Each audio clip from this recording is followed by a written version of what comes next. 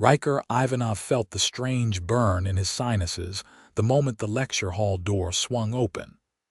The sensation wasn't quite like anything he'd experienced before, not quite pain, not quite irritation, but it made his eyes water and his nose twitch. Around him, several other students were already sniffling, wiping their noses and popping allergy pills. "Spring in New England," muttered a girl 2 seats over, fishing through her bag for tissues. "Gets worse every year." But Ryker knew better. It wasn't just spring pollen causing the wave of respiratory symptoms sweeping across Georgetown University. Something else had arrived on campus over the past 3 weeks, something that had come with the 5 new exchange students who never seemed to get sick like everyone else. Ryker scratched his nose and glanced toward the back corner of the lecture hall where they always sat clustered together.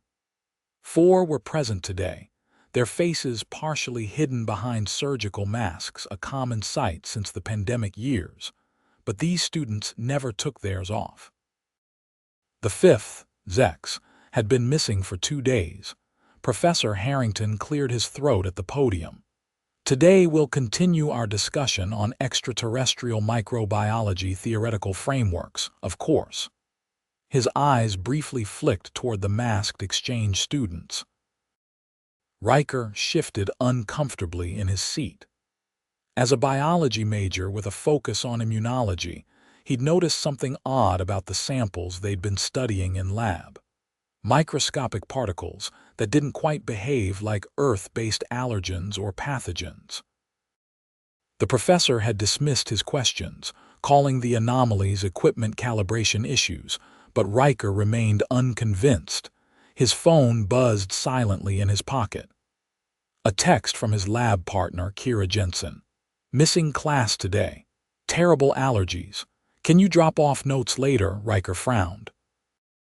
Kira never missed class, especially not advanced xenobiology. She'd been the one who'd first pointed out the strange behavior of the exchange students, how they never ate in the cafeteria, how they only came out at night when the UV index was at its lowest, how they spoke perfect English but sometimes stuttered when discussing Earth customs. He typed back, "Will do, take meds. This isn't normal allergies." 3 dots appeared, then disappeared, then reappeared. Finally, "I know. Come to my apartment after class. Need to show you something." Ryker looked up from his phone to find one of the exchange students, Mev, staring at him. Despite the surgical mask, Ryker could see the unnatural violet tint to Mev's iris's contacts, supposedly, though they never seemed to move the way normal contacts should. When class ended, Ryker gathered his things quickly, avoiding eye contact with Professor Harrington, who seemed eager to speak with him. Outside the building, the spring air was thick with what everyone was calling pollen, but the yellow dusting on cars and sidewalks looked different from previous years, more crystalline, with an almost greenish tint when caught in certain light. Kira's apartment was just off campus, a small 1-bedroom on the 3rd floor of an old Victorian that had been converted into student housing. When she opened the door, Ryker was shocked by her appearance. Her normally tanned skin was pale, with an almost grayish undertone. Her eyes were bloodshot and her nose was raw and red. "Jesus, Kira, you look terrible," he said, stepping inside. "Thanks for the compliment," she croaked, closing the door behind him. "Did anyone follow you here?" Ryker gave her a puzzled look. "What? No." "Why would anyone?" "The exchange students," she interrupted. "They've been watching me since I took these." She led him to her small kitchen table where a microscope was set up next to her laptop. "You stole lab equipment?" Ryker asked, raising an eyebrow. "Borrowed," Kira corrected. "After what I saw yesterday, I needed to confirm it at home." She pointed to the microscope. "Look."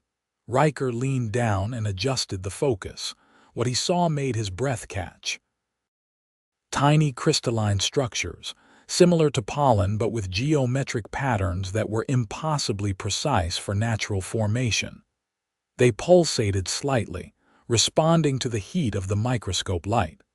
"That's from a swab I took from my sinuses," Kira explained. "And here's the kicker." She tapped a few keys on her laptop, pulling up a research paper. "This is from a classified paper Professor Harrington published 3 years ago before it was redacted. I had to use some questionable hacking skills to find it." The paper's title made Ryker's skin crawl: "Theoretical Respiratory Vectors for Non-Terrestrial Colonization." He wasn't talking theory, Kira said. He was providing a blueprint. "These exchange students aren't from Europe, Ryker. They're not from Earth at all." Ryker straightened up, trying to process what she was saying. That's impossible. The government would know. There would be protocols, quarantines."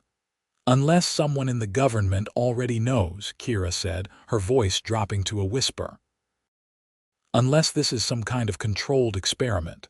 Before Ryker could respond, a violent sneeze racked his body, followed by another and another. When he finally stopped, his hand came away from his face smeared with blood. "It's getting worse," Kira said grimly. "Everyone thinks it's just seasonal allergies, but it's not. It's them. They're releasing something into our environment, and I think it's changing us." "Changing us how?" Ryker asked, grabbing a tissue from the box Kira offered. She swallowed hard. "I'm not sure yet, but look at this." She rolled up her sleeve to reveal strange bluish veins spreading up her forearm, branching out in patterns similar to the crystalline structures under the microscope. "Have you gone to the health center?" Ryker asked, reaching out to touch the affected area but stopping himself. "And tell them what?" "That I think alien exchange students are causing a campus-wide respiratory infection that's actually an extraterrestrial attempt at terraforming." Kira laughed humorlessly. "They put me on psych hold." Ryker ran a hand through his hair, his mind racing. "We need more evidence. We need to find out where they go when they're not in class, and we need to find Zex. He's been missing for 2 days." "I know where they live," Kira said. "Graduate housing on the east side of campus."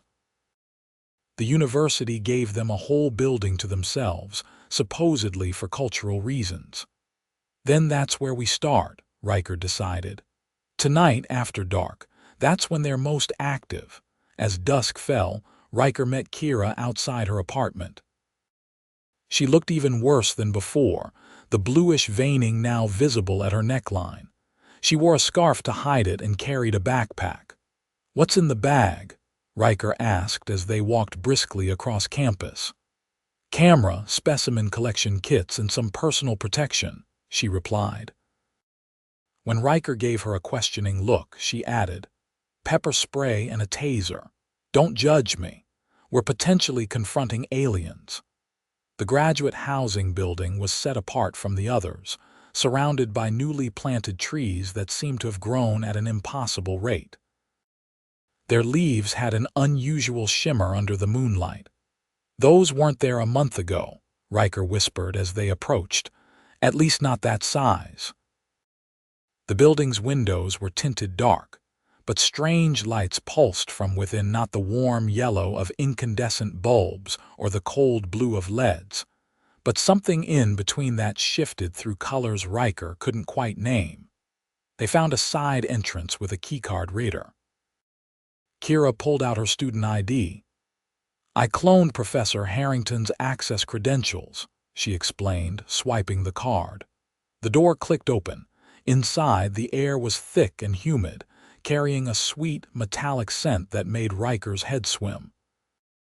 The walls, which from the outside appeared normal, were covered with a thin film of something slick and organic.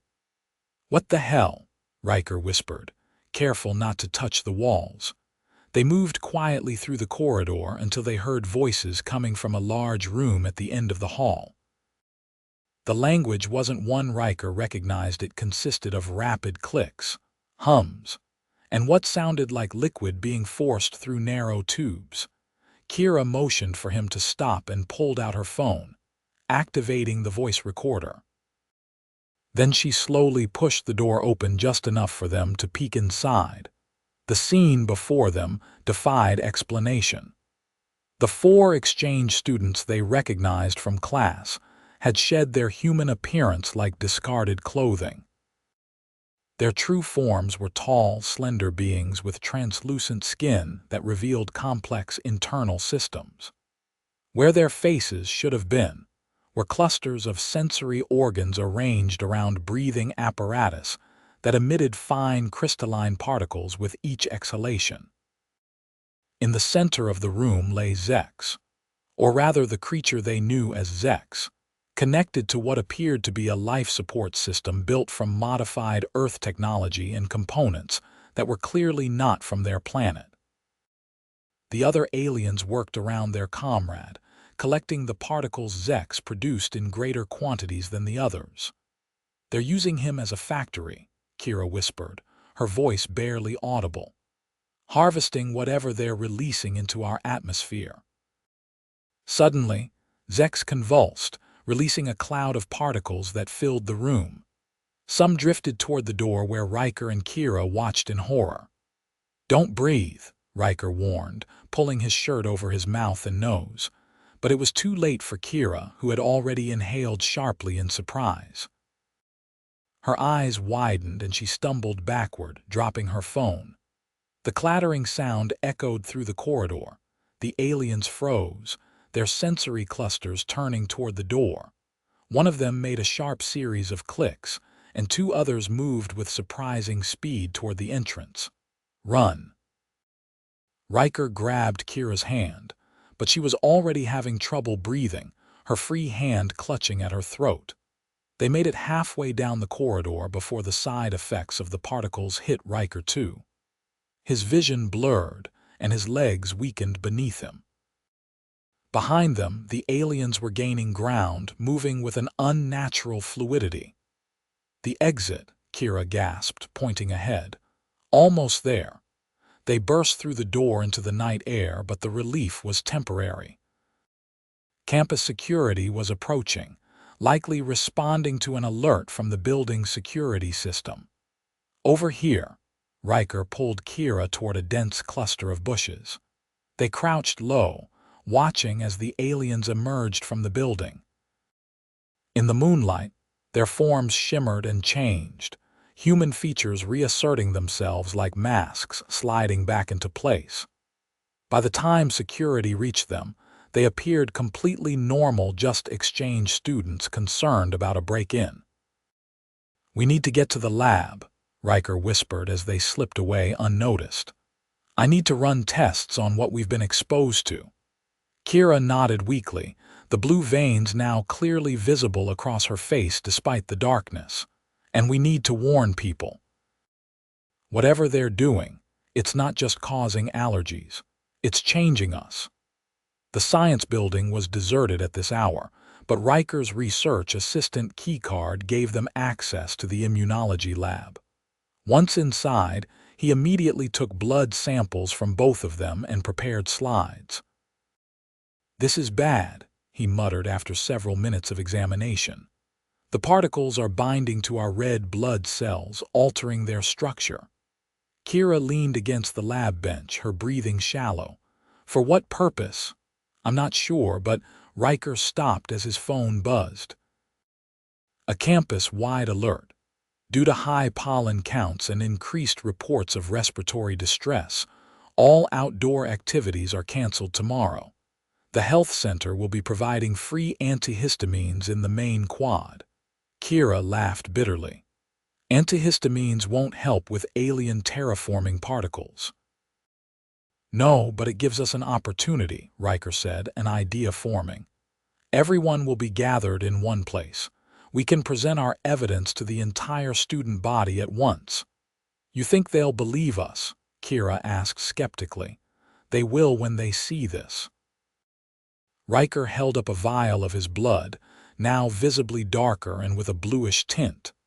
"And when they see what's happening to you."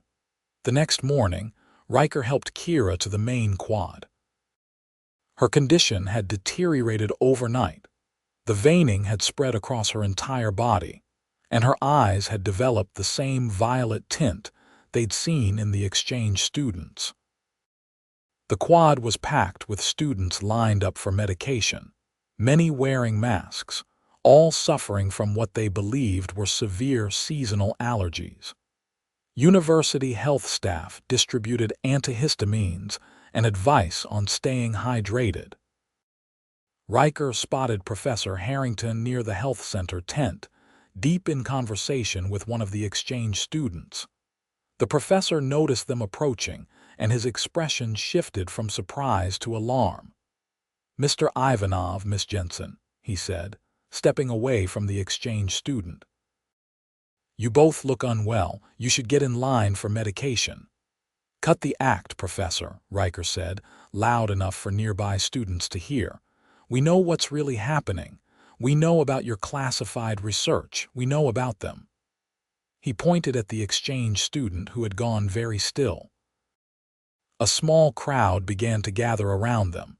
The exchange student Mev, Ryker now recognized, subtly reached into his pocket. "I don't know what you're talking about," Professor Harrington said smoothly, "but Miss Jensen clearly needs medical attention. Those marks on her skin are the result of exposure to high concentrations of these," Kira interrupted, pulling out a sealed container with samples they'd collected the night before. "Not pollen, not Earth-based allergens, extraterrestrial biological agents designed to alter human physiology." Murmurs spread through the crowd. Some students laughed nervously, others looked concerned, especially those with more severe symptoms. Mev stepped forward, his voice calm and reasonable. "Your friends are suffering from delusions, possibly due to fever. These conspiracy theories are harmful, and then explain this," Ryker challenged, pulling out his phone and playing the video they had managed to capture the night before. It showed only a few seconds of the aliens in their true form before they had to run, but it was enough to cause gasps from the gathered students. Professor Harrington's face paled. "That's clearly fabricated. CGI has become quite sophisticated." He was interrupted by a loud, wet cough from a student at the front of the crowd. The young man doubled over, hacking violently until something splattered onto the ground in front of him, not mucus or blood, but a thick, bluish substance that began to crystallize upon contact with air. Panic rippled through the crowd as several other students began experiencing the same symptoms. Mev's human facade seemed to flicker momentarily, his composure cracking. He reached for Ryker, but Kira stepped between them, her body suddenly rigid. "You won't stop this," she said, but her voice had changed deeper with an odd resonance. "The process has already begun." Ryker stared at his friend in horror. "Kira," she turned to him, her violet eyes now glowing faintly. "The transition is painful but necessary. Your world is dying, Ryker. Your climate can no longer support human life as it is.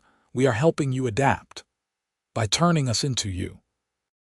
Ryker backed away, suddenly afraid of his friend. "Not into us," she corrected. "Into something new. A hybrid that can survive what's coming. The allergic reactions are just the first stage. Your body's fighting the necessary changes." The crowd had gone silent, watching the exchange with growing fear and confusion. Professor Harrington stepped forward, his scientific curiosity apparently overriding his earlier denials. "How long has this been planned?" he asked Mev. "How did you choose our university?" Mev regarded him coldly. "We didn't. Your research led us here. Your papers were intercepted by our scouts decades ago. You theorized the exact method we needed to implement adaptation." Sirens wailed in the distance. Someone had called emergency services. Mev and the other exchange students exchanged quick glances, communicating silently. "It's too late to stop it," Kira said, now seemingly speaking for the aliens, though she remained physically human. "The particles are in the water supply and the soil." They've been integrated into the local ecosystem. The trees we planted process and enhance them. By next spring, the entire eastern seaboard will be in transition. Ryker felt his own body changing, the burn in his sinuses spreading to his chest, his vision sharpening painfully. Yet his mind remained clearer than before, actually, as if layers of perception had been peeled away. Why not just ask for help? He demanded. Why the secrecy? Humans can be reasonable. We understand climate change. We're trying to address it. Too slowly, Mev replied simply. And your history with those perceived as other is not encouraging. We chose a gentler path than invasion. We chose symbiosis. The first emergency vehicles arrived at the edge of the quad. But before the responders could reach them, a strong wind swept across the campus, carrying with it a dense cloud of crystalline particles that shimmered in the morning light. Students who hadn't yet shown symptoms began to cough and wheeze. "What have you done?" Ryker gasped, watching as the campus was enveloped. "Accelerated the inevitable," Mev said. "The authorities will quarantine this area soon. By the time they understand what's happening, the adaptation will be irreversible. But don't fear you won't lose your humanity. You'll transcend it." In the days that followed, Georgetown University was indeed quarantined. News reports described an aggressive new strain of pollen, causing severe allergic reactions. The CDC established a perimeter, and researchers in hazmat suits collected samples from affected students. But as Mev had predicted, the containment came too late. The particles had already spread beyond campus through water runoff, through birds and insects that visited the alien trees, through students who had gone home for the weekend before the quarantine was established. Ryker watched from an isolation room as his body continued to change. The blue veins had spread across his skin, but unlike Kira, he maintained his sense of self. The doctors monitoring him were baffled by his condition: elevated oxygen processing, enhanced cell regeneration, increased neural activity, all while experiencing what appeared to be severe allergic symptoms. A week into quarantine, Professor Harrington was allowed to visit him, dressed in full protective gear. "They're calling it a new autoimmune disorder," the professor said, sitting across from Ryker. "The government has classified all our research. They're denying the existence of extraterrestrial involvement." "Of course they are," Ryker said, unsurprised. "Admitting the truth would cause panic, but they can't stop what's happening, can they?" Harrington shook his head. "The particles have been detected as far north as Boston and as far south as Richmond. They're saying it's a mutation of existing allergens due to climate change." "Which is partially true," Ryker noted. "The aliens came because of climate change, just not in the way people think." A knock at the door interrupted them. Dr. Alina Raid, the lead CDC researcher, entered the room carrying a tablet. "Mr. Ivanov, we've completed our analysis of your blood work," she said, her expression carefully neutral. "The changes to your cellular structure are unprecedented. We'd like to transfer you to a more specialized facility for further study." Ryker understood what that meant. "You mean a black site, somewhere off the books where you can figure out if I'm still human enough to have rights?" Dr. Reed didn't deny it. "The national security implications are significant, but we're also interested in the medical applications. Your body is now resistant to several pathogens that are normally fatal to humans." "And the exchange students?" Ryker asked. "What happened to them?" "They're in custody," Professor Harrington answered when Dr. Reed remained silent. "Along with Kira and 37 other students showing advanced symptoms like yours." Ryker closed his eyes, feeling the changes continuing within him, his consciousness expanding in ways he couldn't articulate. He could sense the particles in the air, could almost communicate with them as they sought out new hosts. "It won't work," he said finally. "Containing us, studying us, it's too late for that. The change is exponential now. By next spring, millions will be affected. Doctor." Reed's professional composure cracked slightly. "Are you threatening the public health, Mr. Ivanov?" "Not threatening, predicting." Ryker stood, noticing how the researchers tensed. "I'm not the enemy here, neither are the aliens. They're trying to save us from ourselves. By turning us into them." Dr. Reed challenged. "By helping us adapt to the world we created," Ryker corrected. "The Earth is changing faster than natural evolution can match. They're just accelerating the process." That night, as Ryker lay in his hospital bed planning his next move, he heard a soft tapping at his window. He turned to see Kira hovering outside, literally hovering, her body partially transformed, the blue veins now luminescent in the darkness. He moved to the window, finding it unlocked. "How did you escape?" he whispered as she slipped into the room. "They underestimated how quickly we're evolving," she said, her voice carrying that strange resonance he'd heard before. "Mev and the others are free too. We're gathering the transformed at a safe location. And the aliens, the original ones." Kira smiled, revealing teeth that had elongated slightly. "They're teaching us how to control the changes, how to maintain our humanity while embracing the new abilities. They never intended to replace us, Ryker. They need us as much as we need them." "For what?" "For what comes next." She held out her hand, which now had a slight webbing between the fingers. "Earth is just the beginning.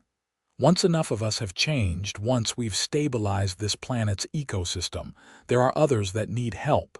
Other worlds on the brink of collapse." Ryker hesitated. "I can't just leave." "The CDC, the government, they need to understand this isn't a threat." "They will in time," Kira assured him. "But right now they're afraid. They'll dissect you before they listen to you. Come with me. When we're stronger, when there are more of us, we'll return and help them understand." Outside, alarms began to sound. Kira tensed. "They've discovered the others are missing. We need to go now." Ryker thought of his family, his future as he had planned it, but he also thought of the Earth's future, the rising seas, the extreme weather, the failed crops. Perhaps this symbiosis, this hybrid evolution, was humanity's best hope. He took Kira's hand. "How do we get out?" She smiled and led him to the window. "We fly." And to Ryker's astonishment, as they stepped into the night air, his body knew what to do, the particles within him responding to his will, lightening his molecular structure, allowing him to drift upward with Kira into the star-filled sky. By the following spring, the allergic reaction had spread across the continent. The CDC officially classified it as Novel Respiratory Adaptation Syndrome, NRAS, carefully avoiding any mention of extraterrestrial origins. Public health officials distributed masks and medication that alleviated the symptoms, but couldn't prevent the underlying changes. News reports showed people with varying degrees of transformation, some with just the characteristic blue veining, others with more pronounced physical alterations. There was fear, yes, but also fascination as the beneficial aspects of the change became apparent. Increased resistance to disease, enhanced healing, greater lung efficiency in polluted environments. Ryker, Kira, and their growing community of hybrids emerged from hiding as public sentiment shifted from panic to cautious acceptance. They established communications with government officials, offering to help manage the transition. On the first anniversary of the outbreak, Ryker stood before a congressional committee, his appearance now stabilized in a form that was recognizably human but undeniably different. The blue veining had faded to a subtle pattern that looked almost like intentional art. His eyes held the violet tint, but were otherwise normal. What we're experiencing isn't an invasion or a disease, he explained to the assembled legislators and the millions watching the televised hearing. It's evolution, guided by beings who faced their own climate catastrophe centuries ago. They found Earth not to conquer it, but because they recognized the signs of a civilization on the brink of the same disaster. Senator Eleanor Weston leaned forward. And we're just supposed to accept this fundamental change to our species without consent. Humanity has been changing its own environment without the consent of other species for centuries, Ryker replied calmly. The difference is that these changes will allow us to survive those alterations rather than perish from them. And these, alien students, another senator asked. Where are they now? They've returned to their world to report on our progress, Ryker said. But they've left us the knowledge to continue the adaptation process. They'll return eventually, not as invaders but as partners. As the hearing continued, outside the Capitol building, cherry blossoms released their pollen into the spring air. Mixed with it were the now familiar crystalline particles, no longer causing panic, but accepted as part of the new normal, a seasonal occurrence that some still called allergies, but was actually the next step in human evolution. Back on campus at Georgetown University, new trees grew where the aliens had planted the first ones. Their leaves shimmered with an otherworldly light, processing carbon dioxide at rates that conventional plants couldn't match. The air was cleaner around them, and people with respiratory conditions found relief in their presence. Professor Harrington, now the head of the newly established Department of Xenobiological Integration, led students on tours of these groves, explaining how the symbiosis worked, how human biology was adapting to a changing Earth with extraterrestrial assistance. Some call it an invasion, he would tell his students, watching as the crystalline particles danced in sunbeams. Others call it salvation. I call it the most remarkable example of mutualism in the history of our planet. Two species from different worlds, finding a way to ensure each other's survival. And as spring turned to summer, and summer to fall and fall back to spring again, more humans underwent the transition. The blue veins became as common as freckles or varying eye colors, just another aspect of human diversity. Children born to transformed parents showed the adaptations from birth, with none of the allergic symptoms, their bodies already in harmony with the new terrestrial ecosystem. 5 years after the initial outbreak, when over 40% of Earth's population carried some degree of the alien adaptations, the original exchange students returned as promised. They arrived openly this time, landing their ship on the White House lawn in a gesture reminiscent of countless science fiction stories. Ryker and Kira were among the delegation that greeted them. Mev, now able to maintain his true form without causing panic, embraced them as old friends. Your world is healing, Mev observed, gesturing to the data they had brought showing reduced carbon levels, stabilizing weather patterns, oceans beginning to recover. And your species is thriving despite conditions that would have been catastrophic without adaptation. Not without cost, Ryker acknowledged, thinking of the fear and conflict of the early years, the people who had resisted the change and suffered as Earth's environment became increasingly hostile to unmodified humans. But we're finding our way forward together. That is all any species can hope for, Mev said. Now, shall we discuss the next phase? There are other worlds waiting, other civilizations on the brink that could benefit from what Earth has learned. As they walked together toward the White House where world leaders awaited them, Ryker glanced up at the clear blue sky, clearer than it had been in decades.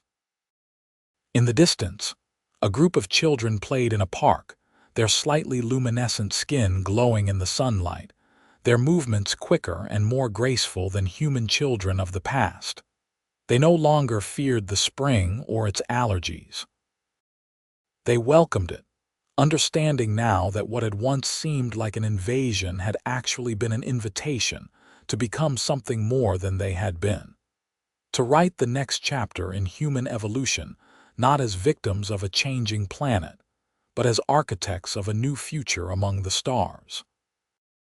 And when the crystalline particles floated on the breeze each spring, people no longer reached for antihistamines, but embraced the reminder of how close they had come to losing everything, and how an unexpected alliance with visitors from beyond had given them a second chance, not as conquerors, not as the conquered, but as fellow travelers in a universe where adaptation was the only constant, and where sometimes the most alien concept of all was finding common ground across the vastness of space.